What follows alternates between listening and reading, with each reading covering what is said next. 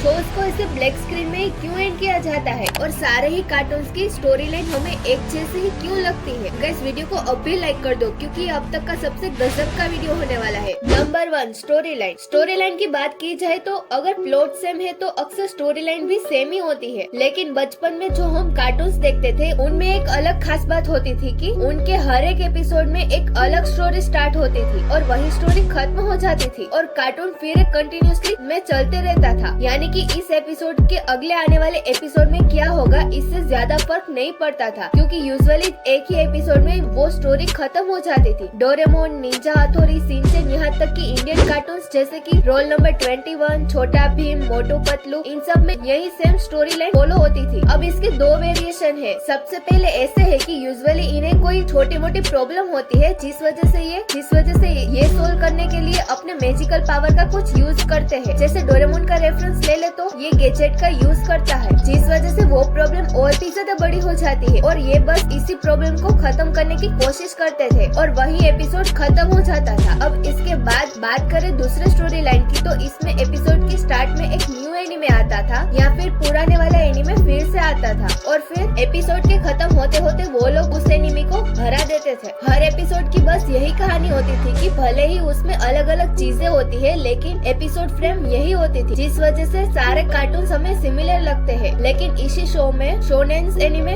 ज्यादा बेटर है। यही रीजन है कि बड़े होने के बाद भी आप कंटिन्यूअसली शोनेन एनीमे देख सकते हो। माना इसका भी प्लॉट सिमिलर होता है लेकिन इसके अंदर कई सारी प्लॉट ट्विस्ट, अलग अलग पावर और ऐसे स्टोरी लाइन होती है जो लोगों को ज्यादा अट्रैक्ट करती है। और ऐसे में भी ऑब्वियसली थोड़ी सिमिलरिटी तो होती है, जैसे नारुतो और HXH में काफी ज्यादा सिमिलरिटी है क्योंकि वो एक दूसरे से इंस्पायर्ड है, लेकिन कैरेक्टर, अलग स्टोरी लाइन और बॉल्स की वजह से काफी ज्यादा इंटरेस्टिंग हो जाते हैं। Number 2 places. अब बात करते हैं प्लेसेस की। अगर सीकाई और शोनेन एनीमे की बात करें तो उनकी प्लेसेस तो ऑब्वियसली सेम नहीं होंगे क्योंकि इन्हें अलग अलग वर्ड और अलग अलग जगह पर दिखाया जाता है, लेकिन जो हम कार्टून देखते हैं उनके प्लेसेस अक्सर सिमिलर होते हैं। मोस्टली जो हम कार्टून देखते हैं वो जापान से होते हैं और जापान जो है वो उतना भी बड़ा देश नहीं है, इस वजह से वहाँ की सारे प्लेसेस और सारा कल्चर सिमिलर लगता है। जैसे कि डोरेमोन, निंजा हथौड़ी, कितरेसु और परमेन चारों कार्टून टोक्यो बेस्ड है, यानी कि इसमें जो जगह दिखाई जाती है वो टोक्यो की जगह है। और शिनचैन एक ऐसा कार्टून है जो काजुकाबे में प्लेस्ड है और बाकी जो मोस्टली जापानीज कार्टून होते हैं वो मोस्टली टोक्यो या काजुकाबे के ही होते हैं। और वही इंडियन कैरेक्टर की बात करें तो एक्चुअल में ये इमेजिनरी जगह का इस्तेमाल करते हैं ताकि स्ट्रक्चर एक्यूरेट ना हो तो भी ये चलेगा। जैसे कि छोटा भीम का ढोलकपुर तो मोटू पतलू का फुरफुरी नगर। और आपने भी ये चीज नोटिस करी होगी कि शोज को इसे ब्लैक स्क्रीन में ही एंड करते हैं, लेकिन ऐसा क्यों? सबसे पहला रीजन की है इससे एक मिस्ट्री क्रिएट होती है कि आपने पूरा नहीं देखा तो आपको ये चीज थोड़ा और अपनी तरफ गेस करने के लिए छोड़ते हैं कि उसके साथ क्या होने वाला है। दूसरा कि इसे कैरेक्टर की फेशियल रिएक्शन अच्छे से दिखते हैं और इससे शो के आखिर में एक स्ट्रॉन्ग बॉन्ड बनता है व्यूअर्स और कैरेक्टर के बीच में। Number 3 differences between cartoons and anime. हमने अब तक तो एनीमे या फिर कार्टून्स के आपस के बीच की सिमिलरिटीज की बात की है। अब बात करते हैं ऐसी चीजें जो कार्टून और एनीमे में डिफरेंट है। सबसे पहले बात करते हैं डिस्टेंट फेशियल फीचर। एनीमे में एक ऐसी बात है जो कार्टून से उन्हें अलग करती है। एनीमे में अक्सर एकदम डिस्टेंट और ऑल डिटेल फीचर को यूज किया जाता है फेस के लिए, जिस वजह से वो और भी ज्यादा इंटरेस्टिंग लगता है। वहीं कार्टून्स में यूजुअली ऐसा नहीं किया जाता। कार्टून्स में एक नॉर्मल फेशियल फीचर होते हैं जो कि उन्हें रियलिटी जैसे नहीं दिखते और उसमें ज्यादा फेशियल फीचर इसलिए नहीं दिए जाते क्योंकि बच्चों को इन चीजों का ज्यादा कॉम्प्लेक्स ना लगे। और एनीमे को यूजुअली कई सारे प्रॉब्लम्स और गोल्स या फिर कई बार तो सोशल इश्यूज को लेकर भी बनाया जाता है, जिसमें वो काफी एंटरटेनिंग होते हैं। कई बार तो इसमें साइकोलॉजिकल एनीमे भी होते हैं, लेकिन कार्टून को इतनी डिटेल स्टोरी लाइन के साथ नहीं बनाया जाता। इसे यूजुअली बच्चों को हंसाने के लिए और एंटरटेन करने के लिए बनाया जाता है, जिस वजह से इसकी स्टोरी लाइन काफी कॉमेडी और सिंपल होती है। एनीमे के एपिसोड यूजुअली 20 से 25 मिनट के होते हैं और कार्टून का टाइम काफी डिफर करता है। अब इसमें एक बात है कि अक्सर एनीमे में एक ही स्टोरी लाइन कंटिन्यू की जाती है, जबकि कार्टून में हर एक एपिसोड के साथ एक न्यू स्टोरी आती है। कार्टून समझने में काफी ज्यादा सिंपल होते हैं, लेकिन एनीमे कई बार कॉम्प्लेक्स हो जाते हैं, जैसे कि मॉन्स्टर और बरसक जैसे कई सारे डीप एनीमे हैं, जो कि उन्हें कार्टून की कैटेगरी में काफी अलग बनाता है। ये चीजें उन्हें डिफरेंट करती है। ये सब तो ठीक है, पर क्या आपने कभी अपने फेवरेट कार्टून्स को प्रिडिक्शन करते देखा है। कैसे हम सबके बचपन के favourite cartoon Tom and Jerry ने प्रिडिक्शन के मामले में फ्यूचर बाबा तक को भी पीछे छोड़ दिया था, और कैसे नोबिता की आलस की वजह से 22nd सेंचुरी की प्रिडिक्शन 21st सेंचुरी में डोरेमोन ने पहले से ही कर रखी थी। अगर आपको ये नहीं पता था तो अभी चैनल को सब्सक्राइब करके बेल आइकन को भी ऑन कर दो, क्योंकि ये आने वाली वीडियो बहुत ही गजब की होने वाली है, तो देखना भूलना मत। और इस वीडियो को अभी तक लाइक नहीं किया है तो देख क्या रहे हो, अभी लाइक कर दो और मिलते हैं अगले वीडियो में।